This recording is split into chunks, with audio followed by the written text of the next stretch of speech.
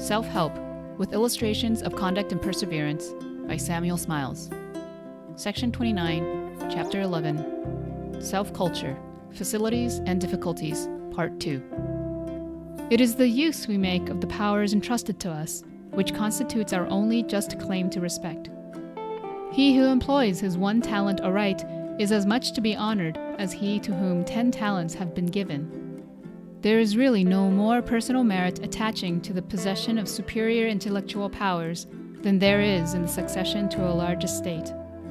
How are those powers used? How is that estate employed?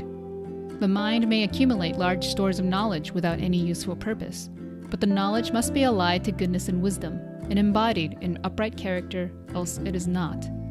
Pestalozzi even held intellectual training by itself to be pernicious, insisting that the roots of all knowledge must strike and feed in the soil of the rightly governed will. The acquisition of knowledge may, it is true, protect a man against the meaner felonies of life, but not in any degree against its selfish vices, unless fortified by sound principles and habits. Hence do we find in daily life so many instances of men who are well informed in intellect but utterly deformed in character, filled with the learning of the schools, yet possessing little practical wisdom, and offering examples for warning rather than imitation. An often quoted expression at this day is that knowledge is power, but so are fanaticism, despotism, and ambition. Knowledge of itself, unless wisely directed, might merely make bad men more dangerous, and the society in which it was regarded as the highest good, little better than a pandemonium. It is possible that at this day we may even exaggerate the importance of literary culture. We are apt to imagine that because we possess many libraries, institutes, and museums, we are making great progress. But such facilities may as often be a hindrance as a help to individual self-culture of the highest kind. The possession of a library, or the free use of it, no more constitutes learning than the possession of wealth constitutes generosity. Though we undoubtedly possess great facilities, it is nevertheless true, as of old, that wisdom and understanding can only become the possession of individual men by traveling the old road of observation, attention, perseverance, and industry. The possession of the mere materials of knowledge is something very different from wisdom and understanding, which are reached through a higher kind of discipline than that of reading, which is often but a mere passive reception of other men's thoughts, there being little or no active effort of mind in the transaction.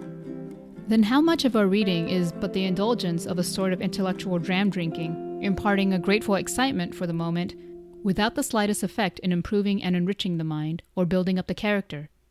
Thus, many indulge themselves in the conceit that they are cultivating their minds, when they are only employed in the humbler occupation of killing time, of which perhaps the best that can be said is that it keeps them from doing worse things.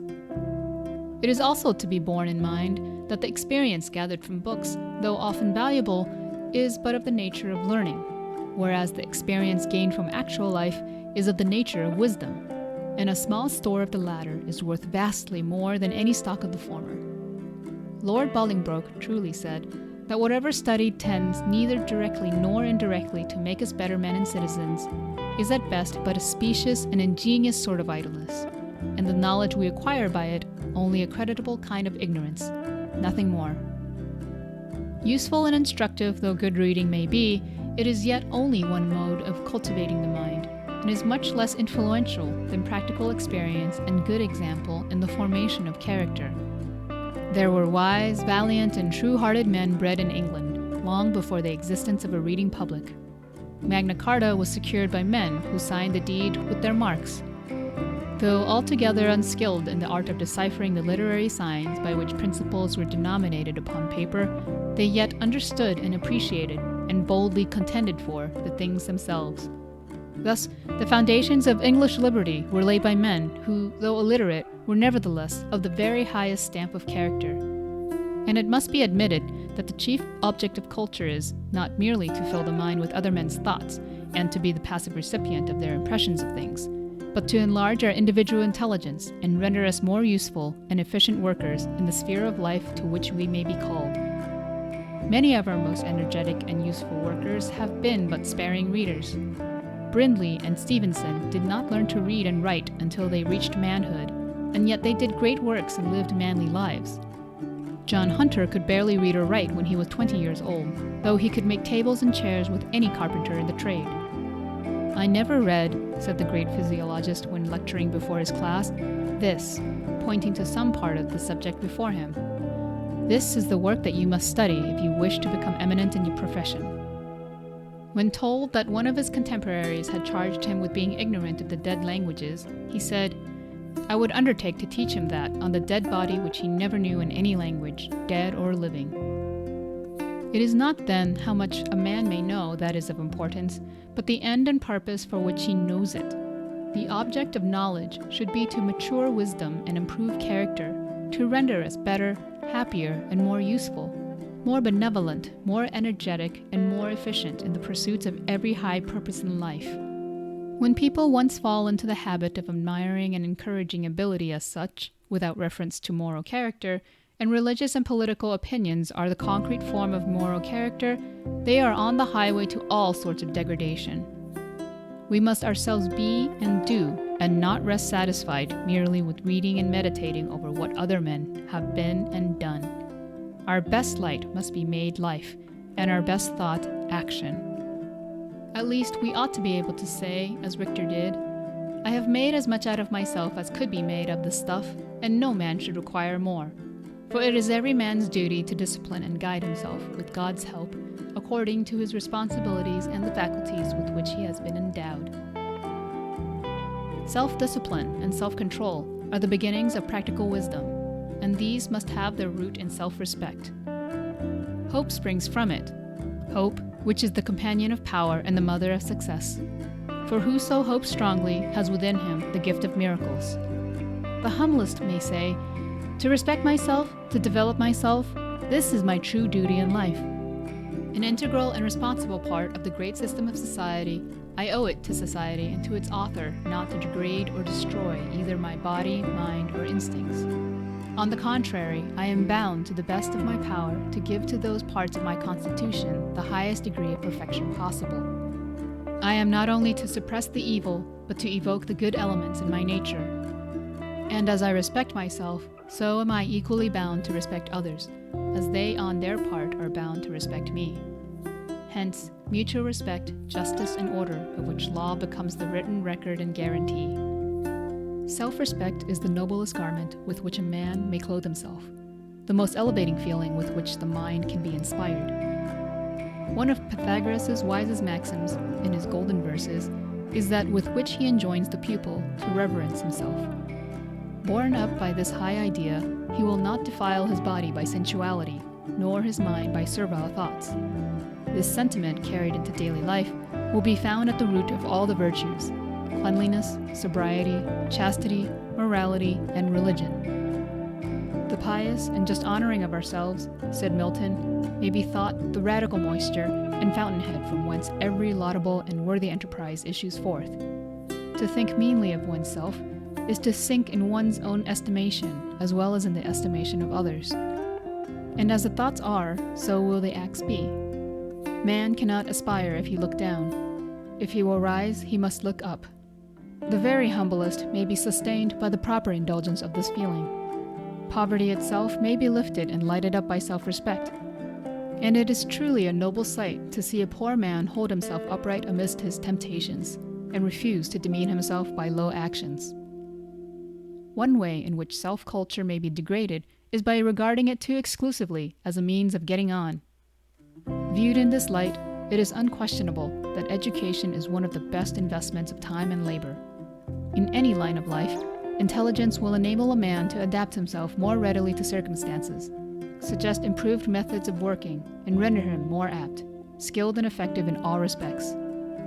He who works with his head as well as his hands will come to look at his business with a clearer eye, and he will become conscious of increasing power, perhaps the most cheering consciousness the human mind can cherish. The power of self-help will gradually grow, and in proportion to a man's self-respect will he be armed against the temptation of low indulgences. Society and its action will be regarded with quite a new interest. His sympathies will widen and enlarge, and he will thus be attracted to work for others as well as for himself.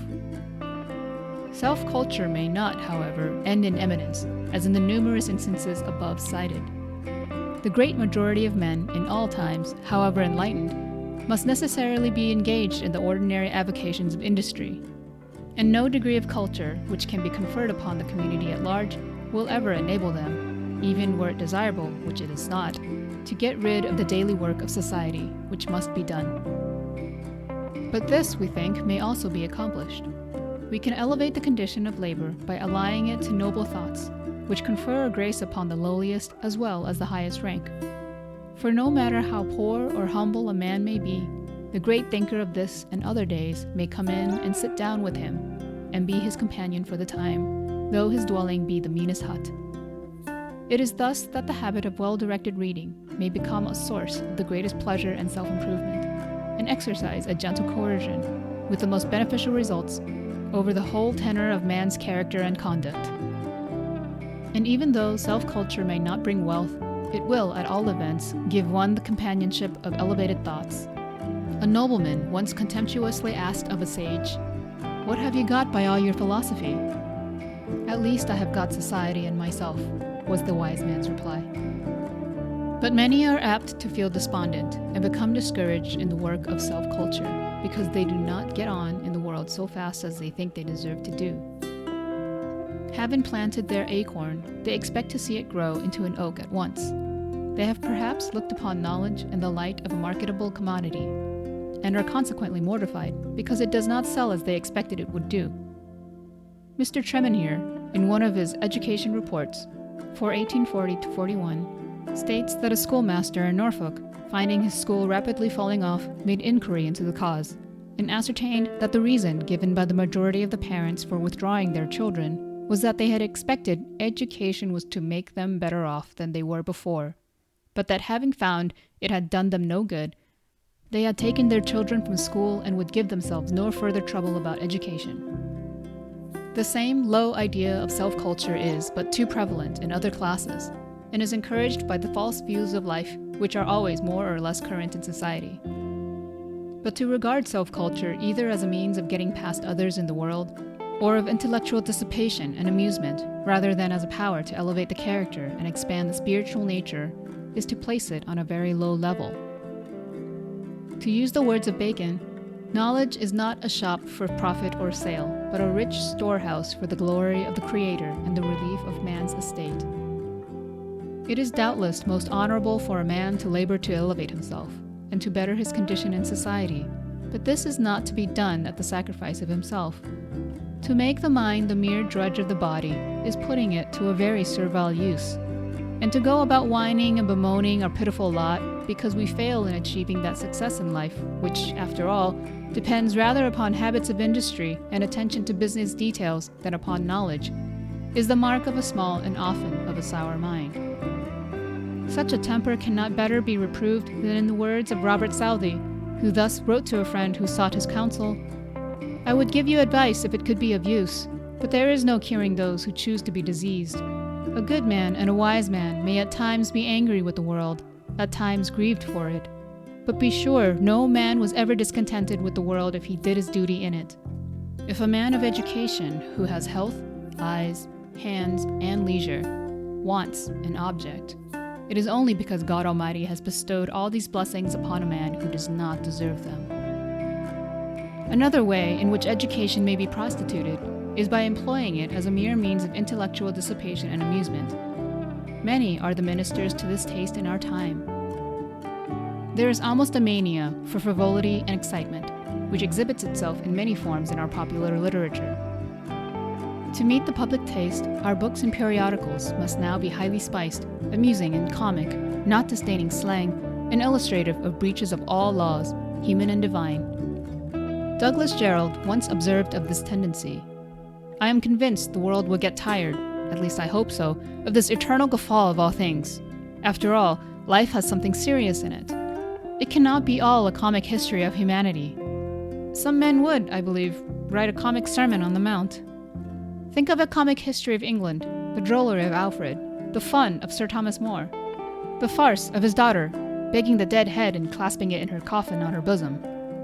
Surely the world will be sick of this blasphemy." John Sterling, in a like spirit, said, "Periodicals and novels are to all in this generation. but more especially to those whose minds are still unformed and in the process of formation. A new and more effectual substitute for the plagues of Egypt, vermin that corrupt the wholesome waters and infest our chambers.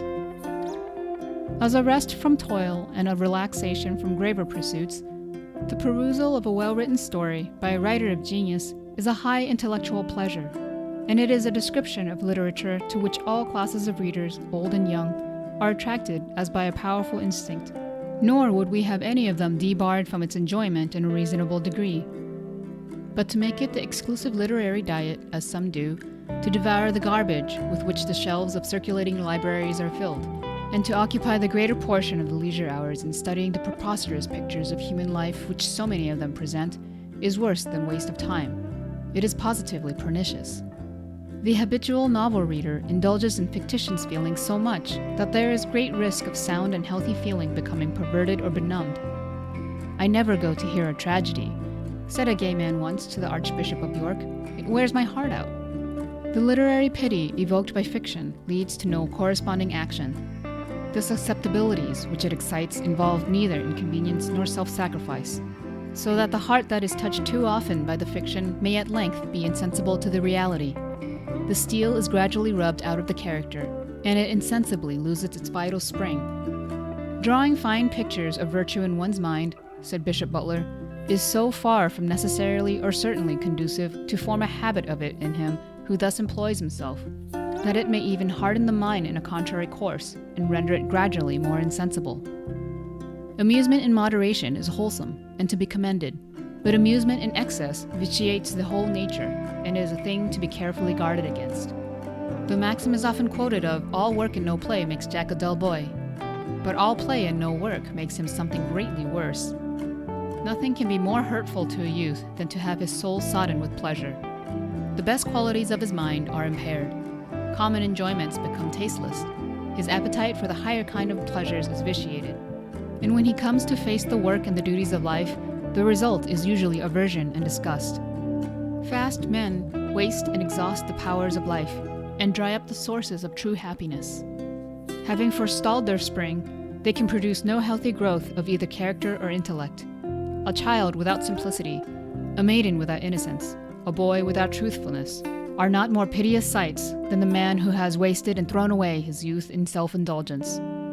Mirabeau said of himself, "My early years have already in a great measure disinherited the succeeding ones, and dissipated a great part of my vital powers." As the wrong done to another today returns upon ourselves tomorrow, so the sins of our youth rise up in our age to scourge us. When Lord Bacon says that strength of nature in youth passeth over many excesses which are owing a man until he is old, he exposes a physical as well as a moral fact which cannot be too well weighed in the conduct of life. "I assure you," wrote Giusti the Italian to a friend, "I pay a heavy price for existence. It is true that our lives are not at our own disposal. Nature pretends to give them gratis at the beginning, and then sends in her account. The worst of youthful indiscretions is, not that they destroy health, so much as that they sully manhood. The dissipated youth becomes a tainted man, and often he cannot be pure even if he would. If cure there be, it is only to be found in inoculating the mind with a fervent spirit of duty, and in energetic application to useful work." One of the most gifted of Frenchmen, in point of great intellectual endowments, was Benjamin Constant. But, blasé at 20, his life was only a prolonged wail, instead of a harvest of the great deeds which he was capable of accomplishing with ordinary diligence and self-control. He resolved upon doing so many things, which he never did, that people came to speak of him as Constant the Inconstant. He was a fluent and brilliant writer, and cherished the ambition of writing works which the world would not willingly let die. But whilst Constant affected the highest thinking, unhappily he practiced the lowest living. Nor did the transcendentalism of his books atone for the meanness of his life. He frequented the gaming tables while engaged in preparing his work upon religion, and carried on a disreputable intrigue while writing his Adolf. With all his powers of intellect, he was powerless, because he had no faith in virtue. "Bah," said he, "what are honor and dignity?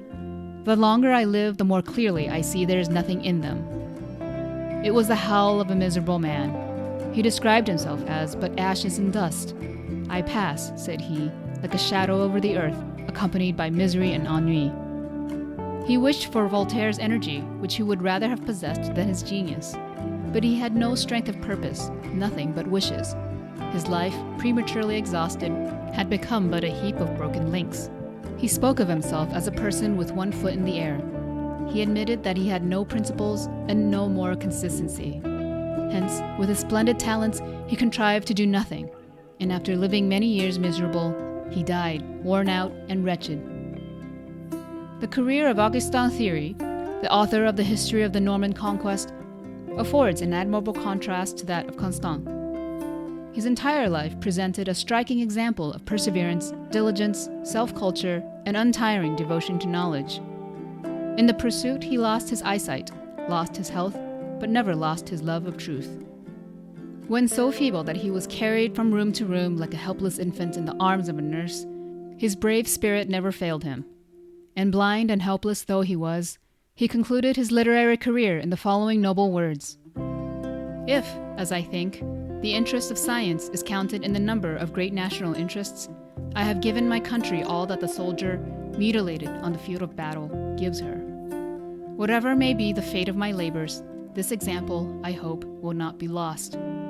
I would wish it to serve to combat the species of moral weakness which is the disease of our present generation, to bring back into the straight road of life some of those enervated souls that complain of wanting faith, that know not what to do, and seek everywhere, without finding it, an object of worship and admiration.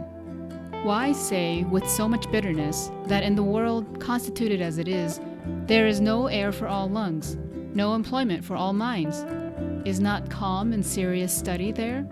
And is not that a refuge, a hope, a field within the reach of all of us? With it, evil days are passed over without their weight being felt. Every one can make his own destiny. Every one employ his life nobly. This is what I have done, and would do again if I had to recommence my career. I would choose that which has brought me where I am. Blind and suffering without hope, and almost without intermission, I may give this testimony, which for me will not appear suspicious. There is something in the world better than sensual enjoyments, better than fortune, better than health itself. It is devotion to knowledge." End of section 29. Recording by Kat Din.